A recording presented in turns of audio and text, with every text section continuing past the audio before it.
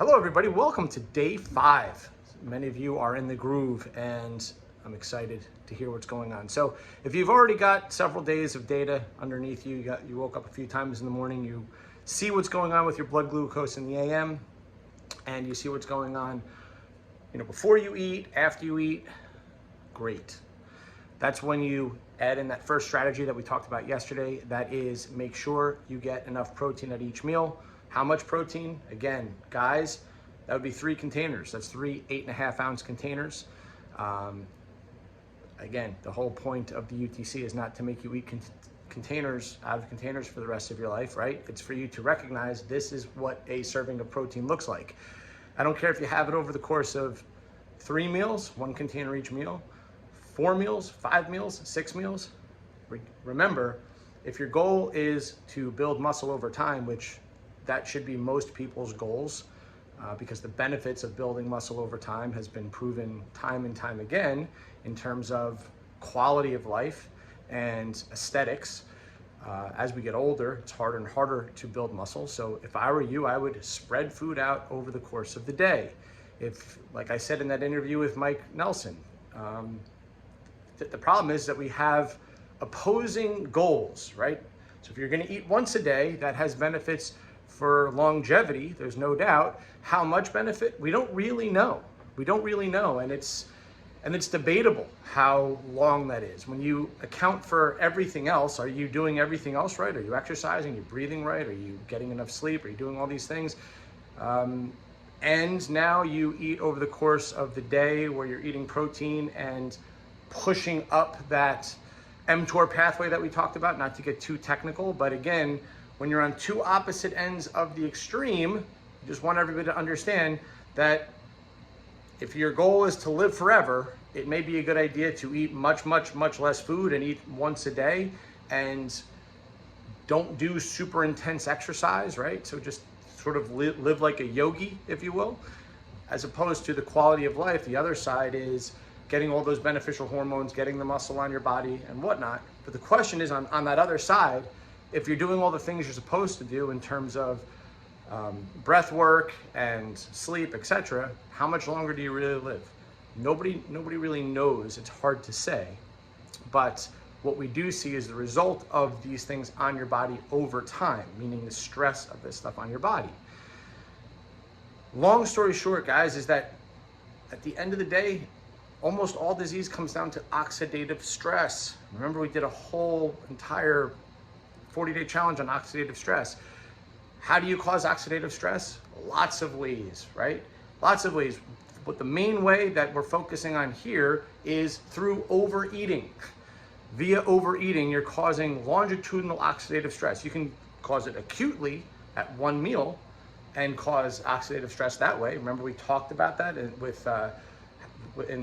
you go way back, we talked about the mitochondria and how they get backed up in the electron transport chain.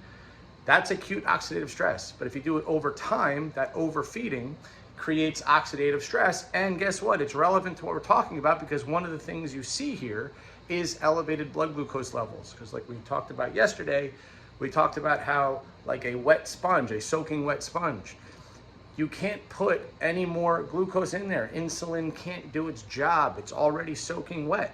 So it's time to wring out those sponges. How do we do that? One of the main ways is to start losing weight. That's one of the main ways. How do we do that? Well, we become more active, we eat less food. That's the benefit of managing the blood glucose, because if your blood glucose is starting to elevate, you are trending toward that oxidative stress problem. Okay, you are creating an even larger burden in your body. Hopefully that makes sense, why it's so important to manage these things. Now, some of you are noticing certain trends, and everybody's gonna be a little different, but some of these trends are normal. Some of you said, like, why is it that my blood glucose is elevating a little bit when I train? Well, because one of the main things that your adrenal glands do is raise blood glucose. Why would that be? Excuse me. Why would that be? Well, think about it. If your blood sugar is dropping, what glands do you think stop you from getting hypoglycemic? It's your adrenal glands. So that's one of the things that you'll see in people that have, quote unquote, adrenal burnout, is that they may be more hypoglycemic. But it is normal. as you train for your, especially intense training, for your blood sugar to bump up. Some of you are noticing certain things in the morning, how it sort of kind of goes up, and that's what glucagon in your bloodstream, that's a hormone. And we'll talk about that sort of dawn effect at another time. But I just want you guys to know that there's gonna be lots of variables that we talk about over time. That's why we're doing it for 40 days. But what I want you guys to focus on, to make this super practical, is get an idea of where are you? Where are you in the morning? Where are you when you're not eating? Do you tend to be, over 90, over 100? And how far? Is it 110? Is it 115? Depending on where you find yourself, tell me. Tell me if you're trending over 100, over 105, over 110. Tell me. Let me know where we are. So the first practical tip, UTC 101, is get enough protein. The second one, can you guess it? Can you guess what it is? Okay, the second one, guys, is make sure that you're eating enough fiber. So if you're going to eat 5 meals a day, if I were you, I would aim for about 8 grams per meal, 7 to 8 grams per meal. So that means that you're getting about 40 grams of fiber in your diet throughout the day. If it's 3 meals a day, you're going to try to get about 13 grams per meal, in that range. Notice the effect of fiber on your blood glucose. Because guys, one of the things we talked about is if you want the thermogenic benefits of food, increase fiber, increase protein. But watch what it also does to your blood glucose. Watch what happens. So how do you get fiber? Well, guys, your fruits and vegetables are certainly gonna have fiber. Some fruits more than others. That's why I tell you guys, prefer berries. Berries have, things like raspberries, have a tremendous amount of fiber and not a whole bunch of sugar.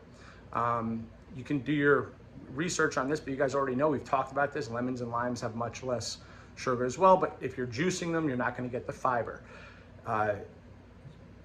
If you guys have already done a UTC and you know what the effect of gluten is on your body, you guys know that I'm vigilant about go gluten-free, go dairy-free. Then slowly add things back in. If you add something like Ezekiel bread in, which is an unrefined carbohydrate but still has gluten, and you don't react poorly to it, meaning you don't feel super bloated, you're not having digestive issues, you're gonna notice, especially the flax Ezekiel bread has 5 grams of fiber and 5 grams of protein. I think it's 5 and 5 per slice. Okay, so as you do your research here in terms of fruits, vegetables, whole grains, and you're not eating out of boxes and packages and cans, try to get enough fiber in your diet. And if you make sure at each plate, each meal, you're going, okay, here's my protein and here's my fiber. Fiber is always going to be a carbohydrate. So you can't, if you're thinking I'm going to go carb free, you're also pretty much going fiber free.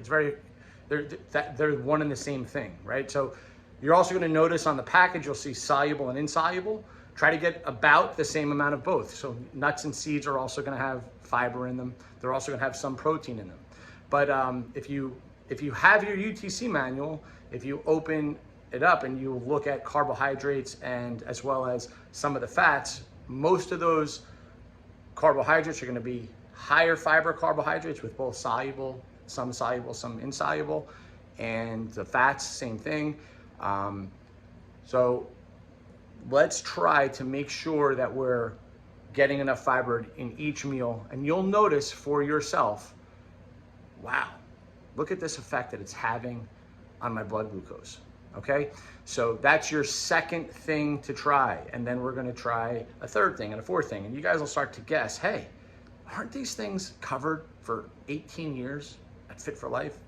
They have benefits not just for losing weight, but everything in real time that has to do with the most important markers for general metabolic health. Okay, you see this big picture thing, guys? This big picture gets all swallowed up in just some of the basic things that we've talked about for many, many years. Start doing them. Watch what it does. All right, have a great rest of the day.